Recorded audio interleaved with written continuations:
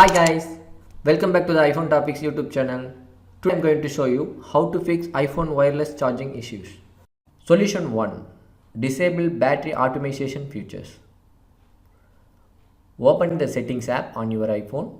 Scroll down and select battery. Tap battery health and charging. Toggle on optimized battery charging. Solution 2. Update your iPhone software. Go to settings, general, software update and check for updates.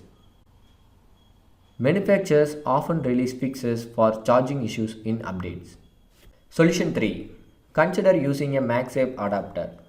If the camera bump prevents a proper connection, you can use a slim MagSafe compatible charging pube or adapter in place of built-in pad.